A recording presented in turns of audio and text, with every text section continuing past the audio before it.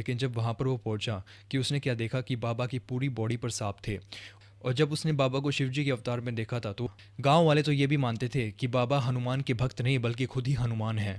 आज मैं आप सबके साथ नीम करोली बाबा के बारे में बात करना चाहता हूँ, उनकी भक्ति के बारे में, और कैसे पूरी दुनिया उन्हें नीम करोली बाबा के नाम से जानने लगी। तो चलिए शुरू करते हैं। ईयर 1900 में नीम करोली बाबा का जन्म हुआ था यूपी के फिरोज़ाबाद डिस्ट्रिक्ट के एक गांव अकबरपुर में। जब ये पैदा हुए थे तो इनका नाम नीम करोली बाबा नहीं था, अभी मैं आपको आगे बताऊंगा। जबकि ये पैदा हुए थे तो इनका नाम रखा गया था लक्ष्मण नारायण शर्मा।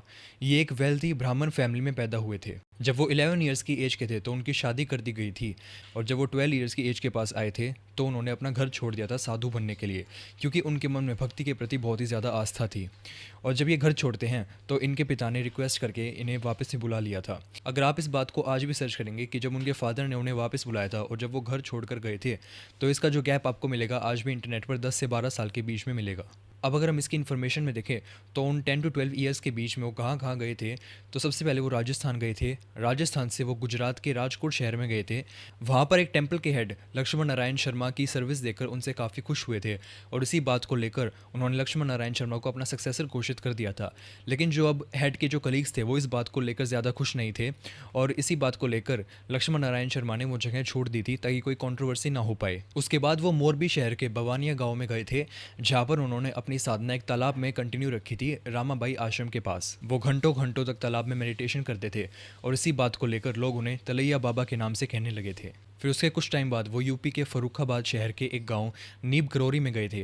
वहाँ पर उन्होंने जो अपनी एक डिवाइन स्पीच दी थी उसे सुनकर लोग काफ़ी खुश हुए थे और उनसे काफ़ी अटैच हो गए थे। सभी लोगों ने उनके लिए एक अंडरग्राउंड केव बनवाई थी जहाँ पर वो मेडिटेशन करते थे। किसी ने भी कभी उन्हें केव से बाहर निकलते हुए नहीं देखा, बस वो रात में ही बाहर निकलते थे। बाद में उनकी उस केव से 200 मीटर दूर उनके लिए एक नई केव भी बनाई गई थी, जो कि आज भी एग्जिस्ट करती है। अब जो उनके लिए केव बनाई थी 200 मीटर दूर, वो उन्होंने एक ब्राह्मण की ज़मीन पर बनाई थी जिन्हें उसे छोड़ा हुआ था। उनका नाम था गोवर्धन। और जब ये नई केव बनाई गई थी तो बाबा उसके बाद गांव वालों की जो एक्टिविटीज़ होती थी, स्पोर्ट्स एक्टिविटीज़ होती थी, उनमें भी पार्टिसिपेट करने लगे थे। अब उसी टाइम पर एक पुअर बर्ड कैचर जिसका नाम गोपाल था, वो बाबा का भक्त बन चुका था और उन्हें हमेशा अटेंड करने भी आता था। अब हुआ क्या था एक दिन कि गोपाल बाबा की बातों को गलती से भूलकर उनकी केव में चला गया था। वो उन्हें दूध देने के लिए गया था, लेकिन जब वहाँ पर वो पहुँचा कि उसने क्या देखा कि बाबा की पूरी बॉडी पर सांप थे। और जब उसने बाबा को शिवजी के अवतार में देखा था तो वो तुरंत वहीं से भाग गया था और वहीं पर बेहोश हो गया था। फिर बाबा के स्पर्श के कारण गोपाल दोबारा से होश में आ गया था, और इसके बाद बाबा ने गोपाल को ये भी कहा था कि तुम्हें मेरी इजाज़त के बिना अंदर नहीं आना था। गांव वाले तो ये भी मानते थे कि बाबा हनुमान के भक्त नहीं बल्कि खुद ही हनुमान हैं। अब एक बार क्या हुआ, बाबा गोपाल और अपने एक मुस्लिम साथी के साथ थे, लेकिन तभी उन्होंने देखा कि एक ट्रेन फर्रुखाबाद की तरफ जा रही थी, जिस पर उन्हें जाने की इच्छा हुई थी। कमाल की बात यह है कि वो ट्रेन बाबा से 200 मीटर की दूरी पर दूर थी, लेकिन जब तक वो वहाँ पर पहुँचे नहीं थे तब तक वो ट्रेन वहीं पर रुकी रही थी। और जब बाबा उस ट्रेन पर जाकर बैठ चुके थे तभी वो ट्रेन चलना शुरू हुई थी। अब इस इवेंट को याद रखने के लिए गाँव वालों ने सरकार से रिक्वेस्ट की थी कि वहाँ पर एक रेलवे स्टेशन बनाया जाए, और तभी सरकार ने वहाँ पर एक रेलवे स्टेशन भी बनाया था जिसका नाम बाबा के नाम पर ही रखा गया था, बाबा लक्ष्मण दासपुरी स्टेशन। अब मैं आपको एक और ओकेजन की बात बताना चाहूँगा। एक दिन क्या हुआ था कि बाबा नीब करोरी गांव से फर्रुखाबाद शहर की तरफ जा रहे थे, और वो ट्रेन के फर्स्ट कंपार्टमेंट में बैठे थे। लेकिन तभी एक कंडक्टर आया और उनसे कहा कि वो ट्रेन से उतर जाएं। बाकी साधु जैसे कपड़ों को देखकर कहा था। और कमाल की बात यह है कि जब बाबा ट्रेन से उतर गए थे और तभी ट्रेन ने चलना बंद कर दिया था। ट्रेन का इंजन ऑन था लेकिन उसके व्हील्स चल नहीं रहे थे। ट्रेन के हर कंपार्टमेंट में चेक किया गया, कोई फॉल्ट तो नहीं, पर कोई भी फॉल्ट मिला नहीं था। लेकिन तभी कुछ रेलवे एम्प्लॉयज़ ने कहा था कि बाबा आप वापस चलिए ट्रेन पर। और तभी बाबा ने कहा था कि तुमने मुझे ट्रेन से उतार दिया है और तुम मुझे से कह रहे हो इसे चलाने के लिए। तभी एक एम्प्लॉय ने जवाब दिया था कि आपके पास टिकट नहीं है। और तभी बाबा ने उन्हें कई सारे फर्स्ट कंपार्टमेंट के टिकट दिखाए थे, और वो सभी हैरान हो गए थे, और उनसे उन्होंने माफ़ी भी मांगी और कहा कि आप दोबारा ट्रेन पर चलिए। और जब बाबा ट्रेन पर दोबारा से बैठ चुके थे तो तभी वो ट्रेन चलने लगी थी। इस बात को देखकर सब लोग हैरान हो गए थे। इसके बाद से लक्ष्मण दास से उन्हें नीब करोरी बाबा बुलाने लगे थे। नीब करोरी बाबा जो नीब करोरी गांव के थे, उन्होंने नीब करोरी गांव में 18 साल तक का टाइम बिताया था। उन्हें लोग नीब करोरी बाबा बुलाने लगे थे, लेकिन बाद में लोग उन्हें नीम करोली बाबा बुलाने लगे थे। नीम करोली बाबा से ही आज के दिन पूरी दुनिया उन्हें जानती है। बाद में नीम करोली गांव छोड़कर नीम करोली बाबा ने कुछ समय फतेहगढ़ के किला घाट के गंगा तट पर समय बिताया था। अब उस गांव में बाबा जब तक थे वहां पे उनके लोकल लोगों से भी बाबा मिलने लगे थे, और जब तक वो वहां पर थे बाबा ने सभी के सभी सोल्जर्स को अपनी ब्लेसिंग्स भी दी थी। जेसी मैककेना जो कि उनके पहले वेस्टर्न डिवोटी थे, बाबा ने उनकी भी बहुत मदद की थी।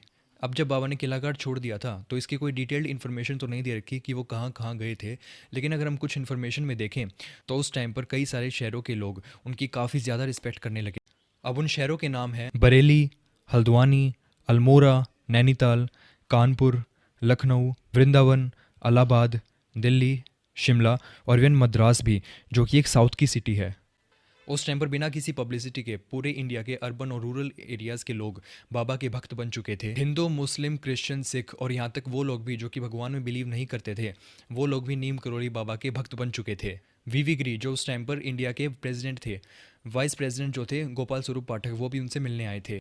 Justice Vasudev Mukherjee, famous industrialist Jugal Kishore Birla, कवि सुमित्रा नंदन पंत, इलाहाबाद यूनिवर्सिटी के प्रोफेसर दादा सुधीर मुखर्जी, हार्वर्ड यूनिवर्सिटी के प्रोफेसर उस टाइम पर रामदास, ग्रेवी अवार्ड नॉमिनी जो कि उस टाइम पर कृष्णदास थे, वो भी बाबा से मिलने आए थे। फेमस म्यूजिशियन जय उत्तल, डॉक्टर लैरी ब्रिलियंट जो उस टाइम पर यूएनओ के स्मॉल पॉक्स इरेडिकेशन प्रोग्राम के मेंबर थे, और ना जाने कितनी मशहूर पर्सनैलिटीज़ नीम करोली बाबा के भक्त थे। 1940s में नीम करोली बाबा ज़्यादातर अपना समय नैनीताल में बिताने लगे थे, और जब भी लोग उन्हें जाते हुए देखते कहीं पर, लोग उनके पीछे ही चले जाते थे, चाहे उन्हें उसके लिए अपना बिजनेस भी छोड़ना पड़ता था। नीम करोली बाबा को लोगों को किसी भी एक पर्टिकुलर जगह पर ढूंढने की ज़रूरत नहीं पड़ती थी, लोग उनकी प्रेजेंस हमेशा अपने दिल में ही ढूंढ लेते थे। अर्ली 1950s में नीम करोली बाबा ने एक पहला टेम्पल बनवाया था जिसका नाम उन्होंने हनुमानगढ़ रखा था, जो कि मनोरा हिल साइड पर बनाया गया था। अगले 20 सालों में उन्होंने बहुत सारे मंदिर बनवाए थे, और यहाँ तक कि कई कई जगह पर तो उन्होंने आश्रम भी बनवाए थे। भूमियाधर, कैची, काकरी घाट, वृंदावन, कानपुर, लखनऊ, दिल्ली, शिमला और ना जाने कितनी जगह पर उनके आश्रम हैं। जब भी कोई एक आश्रम पूरा बनकर तैयार होता, वो उसकी मैनेजमेंट को एक लोकल ट्रस्ट को सौंप देते थे। उस टाइम पर इंडिया में वुमेंस काफ़ी सोशल लिमिटेशंस फेस करती थी, और इसी के कारण बाबा ने आश्रम में कई सारी फैसिलिटीज़ भी बनवाई थी। सभी की सभी वुमेंस बाबा को अपना भाई, अपने पिता, अपने बेटे और अपने गुरु के रूप में देखती थी। वो सभी की सभी आश्रम्स की एक्टिविटीज़ में भी पार्टिसिपेट करती थी। आश्रम में कई लोगों को खाना भी खिलाया जाता था, और उनकी फैमिली के लिए उन्हें प्रसाद भी दिया जाता था, और जो लोग सिर्फ और सिर्फ स्पिरिचुअलिटी के लिए जीते थे, उन्हें कंबल, पैसे और खाना भी दिया जाता था। नीम करोली बाबा ये बात हमेशा कहते थे, अगर आप अपने स्टॉक को भरा रखोगे तो दोबारा से कैसे भरेगा। जैसे सूरज ने कभी अंधेरा नहीं देखा था, उसी तरह नीम करोली बाबा को किसी भी चीज़ की कमी नहीं पड़ी थी। 1950s में बाबा बहुत सारे आश्रम और टेम्पल्स में जाते थे, लेकिन वो किसी भी एक जगह पर ज़्यादा रुकते नहीं थे, और वो जहाँ भी रुकते थे वहाँ सिंप्लिसिटी से जीते थे, और वो हमेशा अपने से ज़्यादा दूसरों की चिंता करते थे और उनके बारे में सोचते थे। नीम करोली बाबा के पास जो भी लोग आते थे अपनी बैड हैबिट्स को छोड़ने के लिए, बाबा उन्हें ये नहीं कहते थे कि अपनी बैड हैबिट्स छोड़ दो, बल्कि वो उन्हें एक अपॉर्चुनिटी देते थे अपनी बैड हैबिट्स छोड़ने के लिए। और वो जितनी भी देर आश्रम में रहते थे, जितने भी दिन आश्रम में रहते थे, वो अपनी बैड हैबिट्स अपने ही दम पर खुद छोड़ देते थे। उन्होंने वासुदेव कुटुंब के कंसेप्ट को पढ़ा था। ये बात मैंने आपको पहले भी बताई थी कि उनका नाम नीम करोली इसलिए पड़ा था क्योंकि उन्होंने अपना लाइफ का एक सिग्निफिकेंट अमाउंट ऑफ टाइम गांव नीम करोली में बिताया था, और वो जब उस गांव में रहते थे तो वो सोशल वर्क्स भी करने लगे थे। 11 सितंबर 1973 को बाबा ने अपनी फिजिकल बॉडी छोड़ दी थी जब वो कैची से आगरा जा रहे थे, और जब उन्होंने वहाँ से अपने छोटे बेटे धर्म नारायण शर्मा को लिया और वो वृंदावन गए थे अपनी भौतिक लीला को समाप्त करने के लिए। और वो क्या थी, उसमें क्या हुआ था, ये प्रॉब्लम आज भी सॉल्व नहीं हुई है अब तक। स्टीव जॉब्स, मार्क जुकरबर्ग और जूलिया रॉबर्ट ये सभी नीम करोली बाबा से मिलने आए थे, लेकिन ये उनसे मिल नहीं पाए थे, और न जाने बाद में भी कितनी फेमस पर्सनैलिटीज़ आई थी उनसे मिलने पर, वो उनसे कभी मिल नहीं पाए थे। नीम करोली बाबा हमेशा भक्ति का एक सच्चा उदाहरण रहेंगे, जो लोगों को सही रास्ता दिखाते थे और आज भी दिखाते हैं और आगे भी दिखाते रहेंगे। दोस्तों, अगर आपको ये वीडियो पसंद आई हो तो इससे ज़्यादा से ज़्यादा शेयर कीजिएगा, और ऐसी और अमेजिंग वीडियोज़ के लिए मेरे चैनल को सब्सक्राइब कीजिएगा।